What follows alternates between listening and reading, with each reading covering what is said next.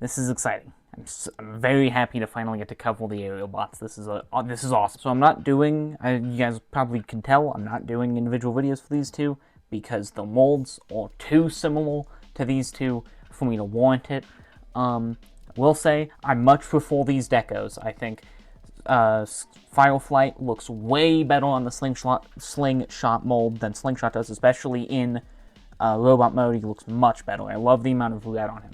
And then Skydive has my favorite deco out of the whole set, even like out of Silverbolt. I just love his I love that he has such a dark color scheme compared to everyone else, and I think he wails, especially in his alt mode, he wails his deco way better than Aeraid. Since I don't need to cover articulation or anything, I'm just going to transform everything into alt modes, and then I'll talk about that. I will say, I'll go ahead and say this right now.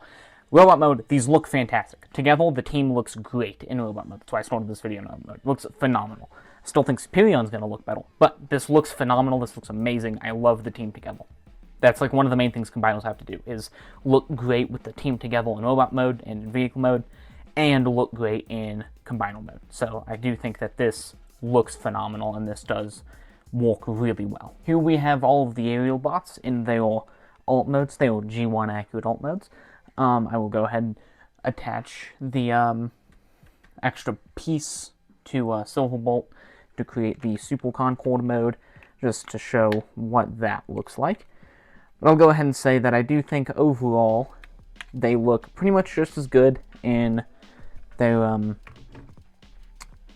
plain modes as they do in their low-up modes. I still definitely like these decos way more than these ones. These ones just look so unpainted compared to these ones. But overall, I think all of them do their job really well. That job, of course, being, you know, giving the look of the aerial bots.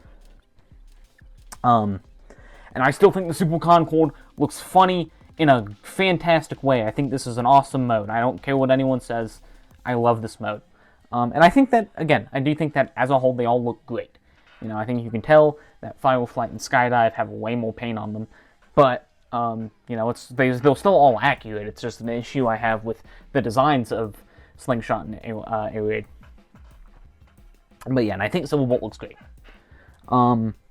I guess that's it. I just spent like 10 minutes transforming all of these, and I got to transform them again into Superion. I'm pretty sure I already showed the combination sequence for an arm and a leg in the Superion video, or in the Silverbolt video. If I didn't, oh well. And here he is. This is phenomenal. This guy looks phenomenal. This is amazing. This is genuinely immaculate. First thing I want to preface before I even like show that much, that this is just better than Menasor in like every way. First of all, I think I guess he doesn't necessarily look better. That's more of a preference thing. I think Menasor, I just don't like the way Menasor looks that much. Like, I don't like his design. Superion, on the other hand, is my favorite Autobot combiner. So, like, yeah. Second, I just think his color breakup works so well, even though you can't really see the color breakup on the legs. Like, I think the red heavy on this side and the white heavy on this side, and then, you know, when you use angles and can get the legs into view, that just adds to it. To me, I'm a sucker for an asymmetrical design, and Superion is one of the most asymmetrical, asymmetrically designed combiners because of his combo scheme. Because, like, it's pretty common for combiners to have completely differently shaped limbs because of different vehicles, but they're not really asymmetric because even one side of them isn't completely uniform. Whereas Superion, as if you have Slingshot and Aeraid on one side, he's super white on one side, and then he's super dark on the other side. Yeah. There was one issue I should talk about, and it's something we really need to start getting better, or Hasbro really needs to start getting a better handle on, which is weapon storage for combiners. This is an issue that pretty much every combiner has.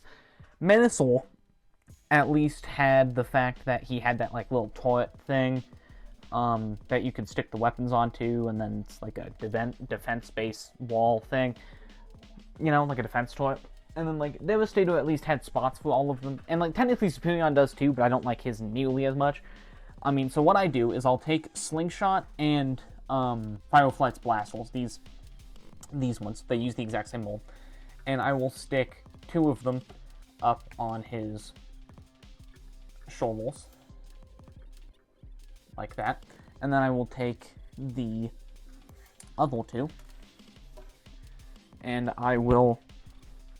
Uh-oh.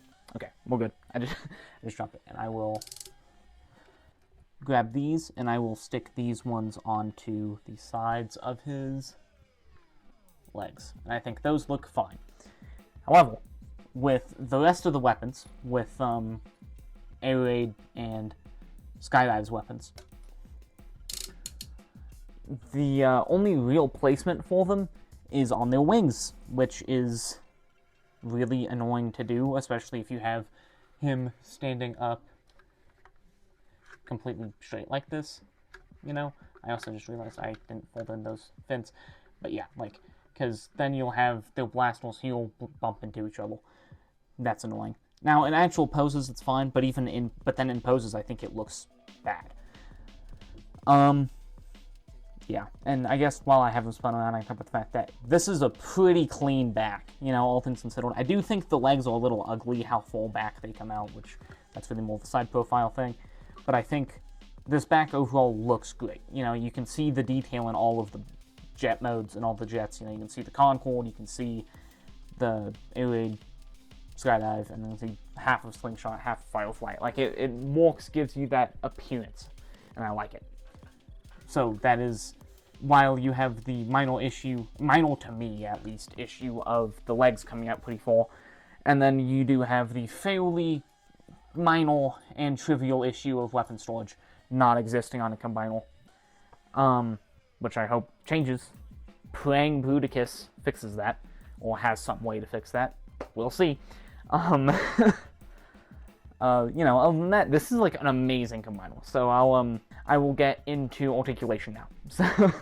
So I'm gonna start. I guess actually I should talk about Superion's blast hole.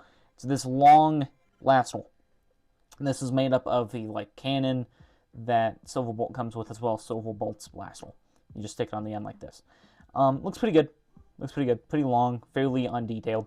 This entire portion is painted black. Yeah, that's it. Okay, articulation. This is articulated in effectively every way you could want, except for opening hands. I still don't get how these types of combiners don't have opening hands. Devastator has opening hands. Omega or Super Mode Prime has opening hands. Why don't Menasor and Superion have opening hands? Don't know.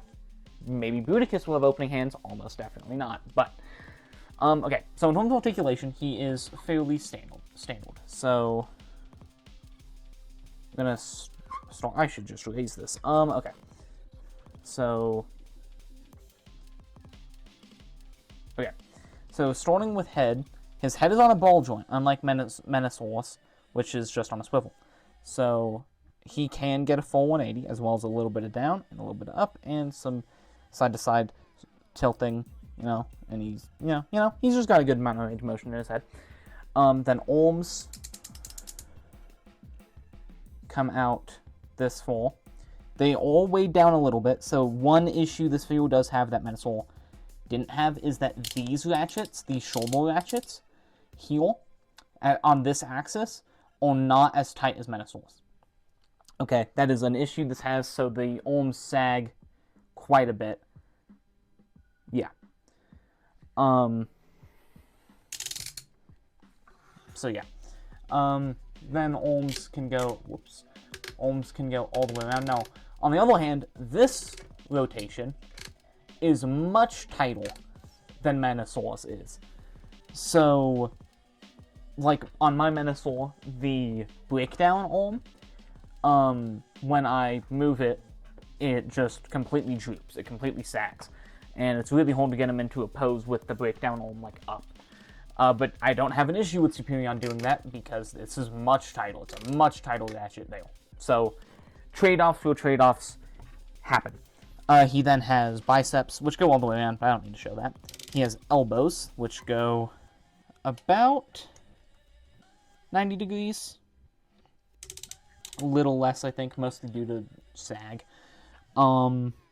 He also has wrists, which are not ratcheted. I think biceps will also ratchet on Menasor, wrists will ratcheted on Menasor. However, I don't know why they ratcheted the wrists on Menasor, considering they didn't give him a properly scaled sword.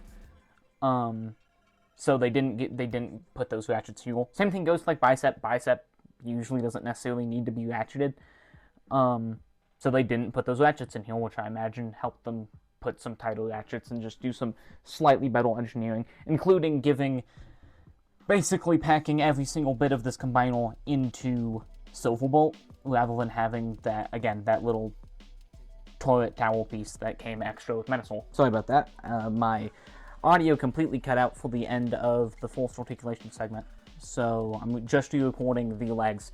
But yeah. Okay. So legs-wise, he's got that much forward. He's got